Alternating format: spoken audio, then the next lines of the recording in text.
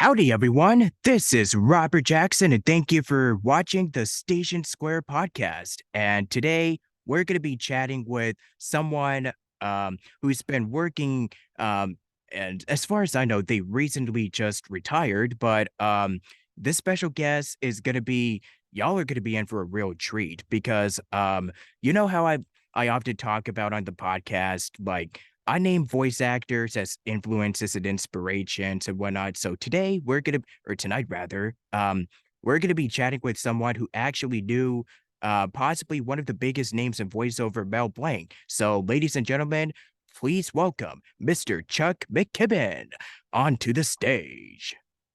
Thank you, Robert. Thank you very much for the very kind intro. I appreciate that. I'm Yeah, actually pretty long retired.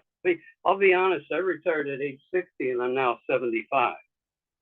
Uh, but one of my claims to fame, other than living to the age of 75, is that starting in 1972, I was Mel Blanc's personal recording engineer.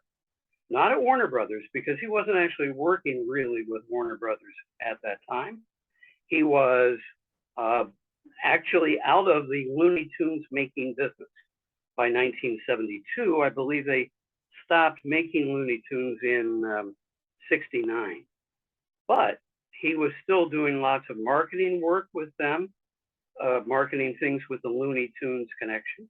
And he had an independent audio production company in Beverly Hills that made commercials, big national commercials with major stars, and was also making syndicated radio programs. And I was 25 years old, and through an amazing set of circumstances, I got to go to work for the giant.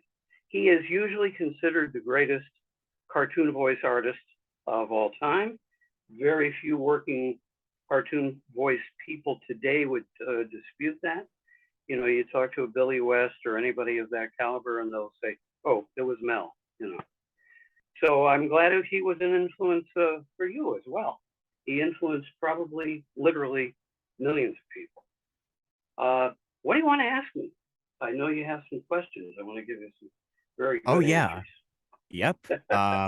It's yeah, like I said, I mentioned time and time again on the podcast that he was literally one of the main reasons why I wanted to do VO in the first place. And yeah, amongst many, many, many others that I could name and just name drop like literally all night. But yeah, we got questions. So yeah, thanks for the lovely little bio about yourself, by the way. So yeah, I guess my first question that I have for you is, so what actually got you interested or what got you started into showbiz?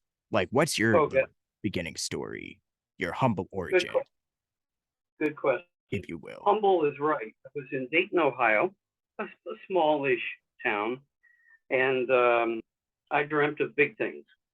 So at age 6, watching television, crude early black and white television, I saw these guys dressed in suits holding up products and saying, "Ladies, buy this fine box of soap today," or whatever. And I thought, gee, Dad, is that a job? I mean, you get to be on television and they pay you a lot of money to talk. He said, "Yes, son, that's a great job. Maybe you could get a job like that someday when you grow up." Well, that was it. I didn't want to do anything else. I wanted to be a what we would call a voiceover guy today, just an announcer back then. I didn't know what a voice actor was. I had never heard that term yet, but I sure knew I wanted to be on radio and TV just talking. Well, I had the bug. And so I built a radio station in my home, low power AM radio station that I broadcast from my bedroom every night when I got home from school. I was on in the neighborhood for an hour. I actually stole some airtime. I BS'd my wife into selling $25 worth of airtime every week, which bought me some records. Well, by 14, my friend, I was on a real radio station, Wing, in Dayton, Ohio, on weekends, on Sunday nights. Well, I was in heaven. And you would appreciate that, I'm sure. That now I had a real audience on the most popular top 40 station in town. And of course, I was going to high school, and everybody knew I was on their favorite station. So that was Talk about an ego trip. But I discovered after being in radio for about 9 more years that I was going to be too old to be a disc jockey. I better specialize in something that's more permanent and more lasting, because I saw my favorite DJs get the boot when their ratings dropped or the station changed formats. That happens a million times every year. Um, so I decided to become a broadcast production specialist, and I got really good at it, mainly making commercials, writing them, producing them on, of course, entirely on analog equipment back in those days, tape recorders, and using a razor blade to edit, right? I don't know if you've ever had the chance to even see that anymore, but we used to cut the tape and put splicing tape on it, to use the takes we wanted to use. Nothing digital at all. Wasn't even being dreamed of yet. So I got really good at that. And by 1972, I said, I have bigger ambitions than to be in Ohio. And I drove out to Southern California, out to where you are, to meet nobody. I had absolutely no contacts out there. I just took a gamble, packed everything I owned in my Plymouth Barracuda, and hit the road. And it took me a week to drive there. I slept in the car so as not to have to pay money for a room. I slept upright in the front seat, and also to guard the car. Well, I stayed at a flea bag hotel when I got in town, but I think I had God on my side. I had somebody on my side, because I met a gentleman at Hollywood and Vine named Rod Tebow. Rod had a small, apparently not very successful recording studio, but he knew everybody in Hollywood, and everybody loved this dear man. So one day he says to me, after I make his acquaintance and I'm hanging in his studio with him, he says, by the way, Chuck, I'm going to the opening of the Mel Blanc School tonight. He's teaching voices. Can you imagine, Robert, for a brief moment in the history of the universe, you could have studied with Mel Blanc to learn to do cartoon voices his way. Amazing. So they hired me on the spot. As it turned out, they were short one tape recorder operator. They needed a guy to run the tape recorder, the little portable, in Mel's classroom that night. I got $10 for doing it, which was worth, well, 50 today's money. And it worked out. They called me back the next week and the week after that. So now I had a job in LA, and I was working for the greatest voice artist. Well, IMDb says he's they said something like he's the most accomplished voice actor in the history of the world, or something like that. Because he literally did do about 400 different character voices, 400. Now, he was called the man of 1,000 voices. And on one day, I got the nerve to ask him, do you really do 1,000? He said, well, honestly, it's about 400 that I could name. Okay, that should be enough. Nearest competitor was Paul Frees, the Pillsbury Doughboy, who on IMDb is said to have done about 200 distinct different voices. But anyway, there I was, a kid of 25, a former radio DJ for a decade, and I'm in heaven, absolute heaven, because I'm working for the man himself. I'm going to work in Beverly Hills. I could barely afford to eat lunch there, but I browned back in a lot of days. And it's just like, this is amazing. And I got to work with major stars, not just Mel, but his audio boutique company of about 12 people brought in the biggest stars of that day, of that era. People like Kirk Douglas, Spartacus, people like the master of horror back in that era, Vincent Price, the guy who did a half a dozen Edgar Allan Poe movies that were tremendous favorites in the 60s. I met people whose names you might not know, but you knew these faces from TV and movies. And these were the big shots of the day. Hollywood celebrity was a different thing back then. They're saying now that the era of the movie star may be over, because you could plug anybody into an action picture, into a Spider-Man picture. You're not going to see that actor, you're going to see Spider-Man. I get that. I've seen that comment. But at the time, movie stars were true Hollywood royalty, big time movie stars. And I got to work with dozens of them there. Also, people known from broadcasting. You know Casey Kasem, American Top 40? I did 42 voice tracks for Dairy Queen with Casey Kasem, who was the biggest disc jockey on radio ever. The only bigger disc jockey was on TV, and that was Dick Clark, the real star maker, too. But anyway, that was how I began. I mean, radio was kind of just the prelude to working for Blank. After I could say I've worked for Mel Blanc, Robert, doors opened for me everywhere. I mean, I decided I didn't want to stay in Southern California, not to offend anybody who likes it out there, but I didn't find it my cup of tea. So I wanted to go back east. And I had friends living and working in New York City, and I roomed with them while I looked for work in the business around 1977. And I found it. I teamed up with a young guy who was a producer of low budget commercials, and suddenly I was on the air as a voice in New York City, the Big Apple, the biggest market. And I then spent 30 years in New York working as a producer and director and voice artist in commercials. 1993, long time ago now, I actually became a freelance person, no longer having a boss to report to every day, but just having clients. And that's been my life ever since. Incredible. I'm a very fortunate man, Robert. I am blessed. And I would tell anybody I found my dream job, my line of work, voicing things on radio and TV. I've gotten to do that. I did movie trailers, 500 plus movie trailers for Time Warner Home Theater pay-per-view in New York City as their senior announcer. Of all the guys who would like to be an announcer in New York City, I was the top guy at Time Warner, the biggest, at the time, the biggest cable company in America. And the compensation was there. So, you know, here I am at 75 with a long ago career in an era of tape recorders and, you know, videotape and nothing digital. But I still teach because I found that one of the most rewarding things I could do with the knowledge that I gained was to teach it to other people and to pass it forward. And I love teaching, and I occupy my days doing it. And I get a bigger kick out of that, out of seeing my student do well, because I've done well myself. I've been there, done that.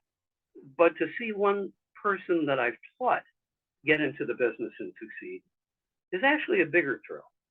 I don't have any kids, and so seeing these people who've been trained by me do well, that's a thrill. That's a genuine thrill. So that brings me up to date, actually. That's my life story in a thumbnail. So, what else would you like to know? Robert? Oh, yeah, I'm still here. You just pretty much answered, yeah. I mean, I'm pretty sure most of my questions have already been answered, which is actually really nice, and it's super good. Yeah, it's just because I know that you've been doing stuff like this for like decades, years. So with as much knowledge about like, you know, showbiz, like with radio, voiceover, and working with some of the top names in Hollywood. So I know that going to somebody like you and inviting them on so they can share their knowledge on, you know, the business. And because I'm someone who is also learning more about okay, so what is like, you know, the history of just with the voiceover industry, how it was back in the day and to how it is now. I just like to do my research and history and homework, and just talking to the people that have been in the business for a very long time. And Right. if you've watched a lot of my past episodes, I've had that I don't just specifically talk to voiceover artists. I've talked to people who like they do audiobooks or they sing, they Sure. do theater, and they do like the whole like hubbub of other career animation. writing. So it's just um one of the biggest pieces of advice that I've learned over time was study, like, if there's something that you wanna do, learn about all the different, the facets of, like, not just voiceover, but learn more about entertainment, like, TV, film, etcetera, etcetera. That's just something that I've kind of been doing for, like, because I was always someone who was lucky that, hey, I can go on Wikipedia and just do research on these actors, TV producers, directors, studios, companies, agencies, and the list just kind of goes on. So the best part Yeah, about this is that you just never stop learning every that's single right. day, every day. Dig in deep. Dig in deep. If you really get to talking about some of the more mature cartoon voice people that I mentioned, some of the ones who do primetime TV, Family Guy, things like that, you'll find that they know their history. They know where animation was, how it began. They know about it in the 20s, the 30s, whatever. And you can go deep with them about Mel, his contemporaries. You can talk about Dawes Butler, who was the primary voice for Hanna-Barbera. You can talk about the fortune that this other fellow, the Pillsbury Doughboy, uh, you know, this guy who's long passed, but he made probably 5 times more money than Mel did. Paul Frees and Dawes Butler were TV voice primarily. Mel was a movie voice. He was under contract to Warner Brothers through about 1937 through 69, when they stopped making cartoons. And he got a weekly paycheck from that, and it wasn't much. I want to surprise your listeners with a few facts. He made maybe $550 a week from Warner Brothers, tops. And you're saying, what? The voice of hundreds of cartoon characters for Warner's? But it was a sure thing. He didn't have to worry, do I have a job next week? And if you watch a great video called I Know That Voice, which interviewed all the big current cartoon voice people, one Yeah. of them says, you know what the reality is? When this show ends on TV, I'm out of a job. I'm out of work. I'm unemployed. And that's true. And rather than suffer that fate, Mel took the bird in the hand rather than two in the bush and sold it for an awful lot less money than he was worth. But I'm going to give you something that up until now has been unknown to the public. It's never been published anywhere, except in my book about working for Mel Blanc, which is, if I may drop a plug, it's called Mel Blanc, the voice of Bugs Bunny, ... and me.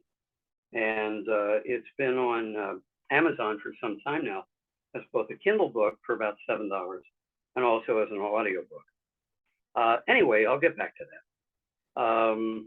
Mel was denied by accident by Warner Brothers all the residuals he was supposed to have been given for 30 years, from 1961 through 91. He was supposed to get TV royalties for the Bugs Bunny cartoons and other Looney Tunes that were running on network TV and paying him nothing. But SAG and AFTRA came up with a way to pay these people, and they just conveniently neglected to let Mel know that he was owed this money. So after he passed away in 1989 at the age of 81, his son, Noel, who I worked directly under at Mel Blanc Audio Media, he went after the money that was owed. He got Hollywood's top entertainment lawyer, sued Warner Brothers for all the unpaid royalties, and won. Boy, they fought tooth and nail, but he got $670,000 out of Warner Brothers, back payments. They said, okay, we'll write you a check. Here it is. He said, no, that's not the amount of the check I want. I also want the money that would have occurred in a bank account for 30 years. More than $500,000 in a bank account would have built up quite a bit of interest back in the day when it paid well. He said, I want that too. And so they settled on a figure of 8% average of the amount of money that that those earnings would have made had they been put into a bank going back to 1961, when, bank accounts might have paid 20% interest back then. Incredible. Nothing like that today. So Mel never made the money that he should have made. When I talked to Noel Blanc, who is still living, still with us, in his 80s, and I said, can I tell the world that Mel got shafted? Can I share that with the world? Because I'd like the world to know when I release this book. And he said, please, what do you want to know about Dad? And so my book was written with the complete cooperation and input of Noel Blanc, who attempted to write a book and never got it finished and has given up trying to finish it. I'm one of only 2 books written by anybody but himself. There's a book called That's Not All, Folks, which was his autobiography. That's out of print. Then there's my book on Amazon, and then another gentleman wrote a very thick book about Mel. And as far as I know, that's all that's ever been written about him in book form. So I was happy to make that available to the world. I'm happy to say very good reviews. Released it back in 2017. But I wanted people to know this great man was never treated with the kind of respect financially that he should have been given. Of course, we know that today, voice artists can make literally millions in a feature film. They can even make millions on TV in animation, as long as they're not buried on Adult Swim somewhere, doing non-union animation under a fake name. But the business is rough. Getting into animation per se is extremely difficult. It helps if you've lived in California the better part of your life and you're still about 20 and you study with my good friend Bob Bergen. I'm proud to say that I'm very close friends with the voice since 1990 of Porky Pig, a gentleman named Bob Bergen. And he's got a great thing online called Ask the Pig, in which he answers questions that people have for him. Bob is a terrific guy, very friendly and chatty. And we met on one day in a chat room about voice work and all that. And he said, I've been doing Porky for all these years. And I said, hey, you might want to know me. I recorded Mel, who he met, but he never worked with. And of course, that's his god in the business, was Mel Blanc, because he dreamed of becoming Porky Pig's voice. Incredibly, he got his dream to come true. In 1990, after Mel had passed away, they decided to go back and make a few more cartoons. Now they needed a guy who could really do a great Porky Pig. And here was Bob Bergen saying, I've learned it. I've trained. He studied with everybody in Hollywood. Bob, you talk about people getting deep into their studies. Well, Bob Bergen studied with every voiceover teacher there was who taught anything about cartoon voices. He knew if he was going to be a top guy in Hollywood, he better know everything inside and out and know the business. And navigating the business is a big part of it too. You can't just have talent. You have to know, how do I actually work in this business? How do I navigate everything? Do I need an agent? Can I go directly to studios and apply? No, you can't. You'll get nowhere with that. You need an agent. Do studies matter? Does training matter? What kind of demo should I make? How many voices do they expect me to do? Mel sets such an impossible standard. Most agents want you to do, at least half a dozen great unique voices. And none of them impressions, by the way. None of them copies of something somebody already does. So, is it a tough business to get into? Cartoon voice work? Yeah, it's pretty closest thing to impossible. Good way to start would be online with some small projects where you're not really making money, but you're showing your skills. And if that project attracts some important viewers, maybe you'll get somewhere, I think the online experience is tremendous for starting new careers that wouldn't have had a chance otherwise. I'm very happy to see that singers and performers of all kinds can find an audience in this world today without having powerful connections. There are these fellows from the Philippines called the Rio Brothers. They're fantastic musicians, and they are now getting huge online. And I love their music. And Filipinos, they wouldn't have had a chance. There is no Hollywood industry over in the Philippines, but there's a worldwide audience. Anyway, that getting into the business, learn everything you can online and off. Talk to anybody who will talk to you about it, especially old timers like me who have been around.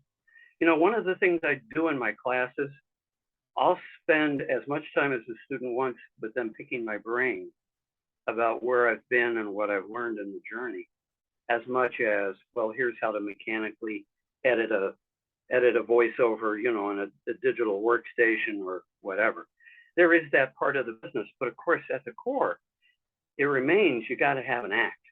You got to have a great act, one that just makes people say, "Oh my God, this guy's brilliant," and then you get somewhere. That was Mel. He was struggling from the beginning. I could go into his background if you wish me to, and about his struggle to get somewhere. Sure. That was actually my next question.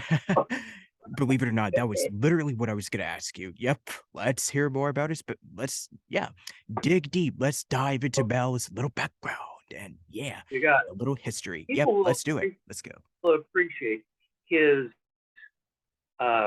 his journey. I think those who struggle, especially, will appreciate how he struggled.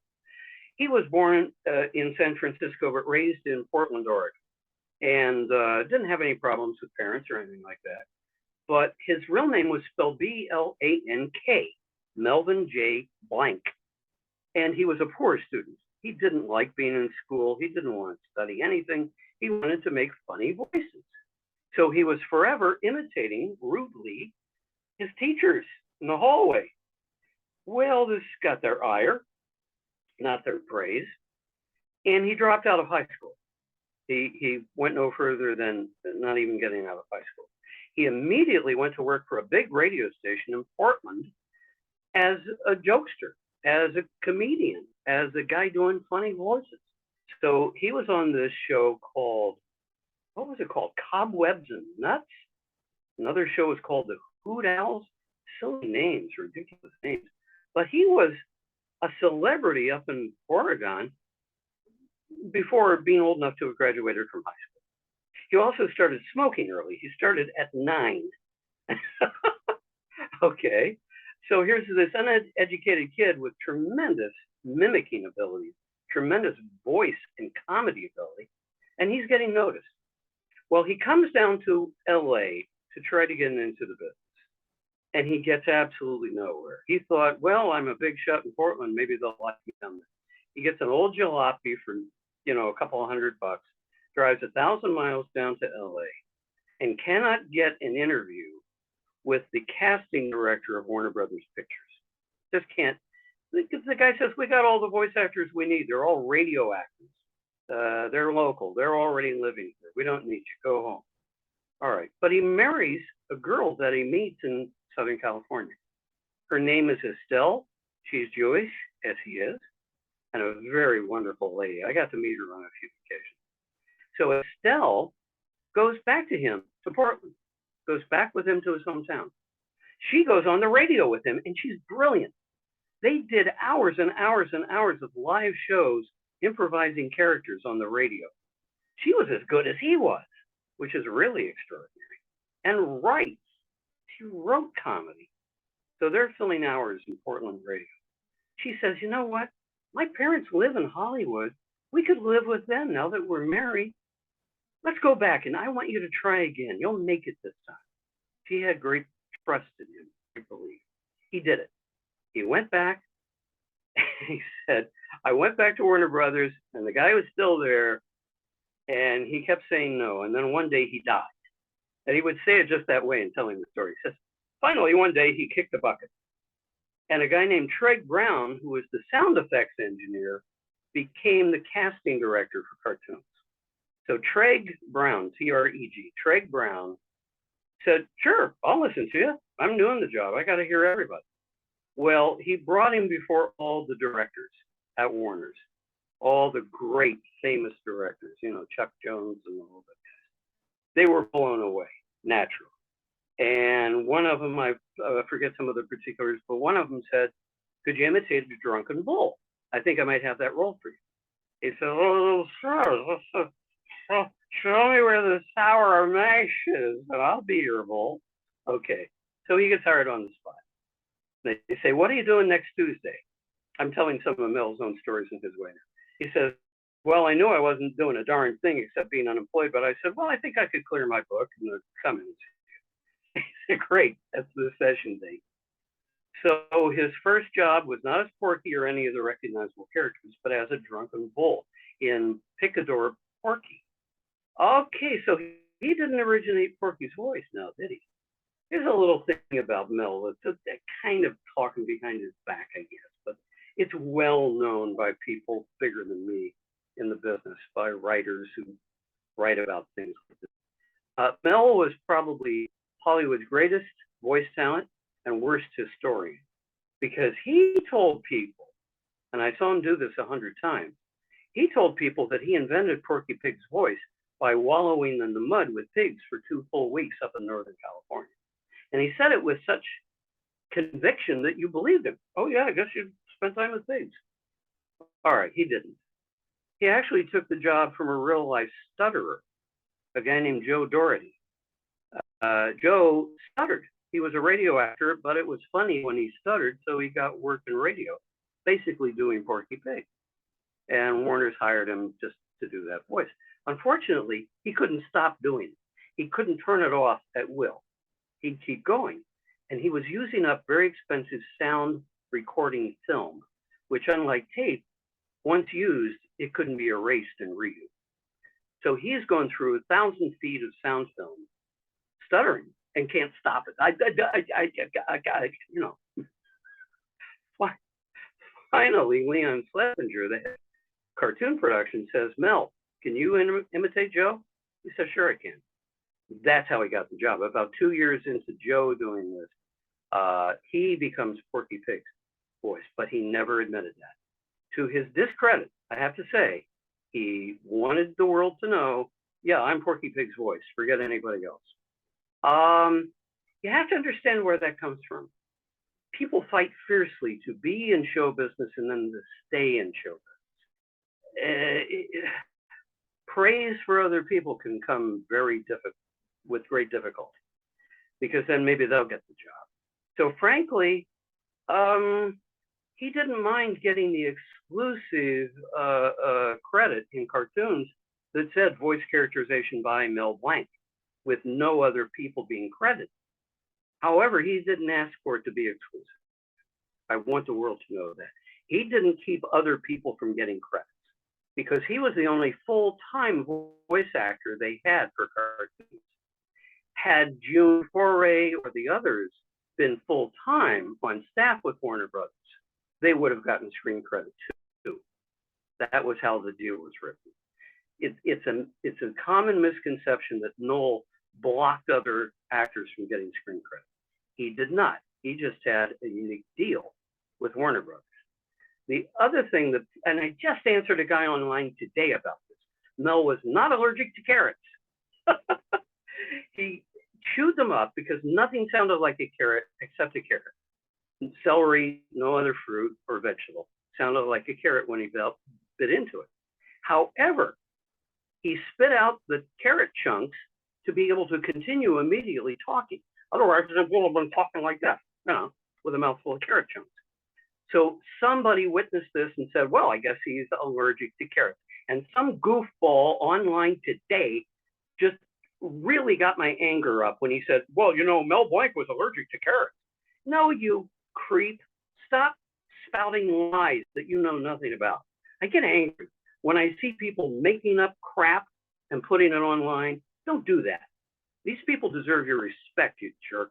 Okay? Seriously, I can kind of, I can talk about Mel because I actually knew the man by first name. But not everybody gets to do that, And certainly, and another clown says, oh, he chewed celery instead. No, Mel himself told me that nobody could make the sound of a carrot like Mel chomping on a carrot. But here's a little story I just found out thanks to MeTV, thanks to their website.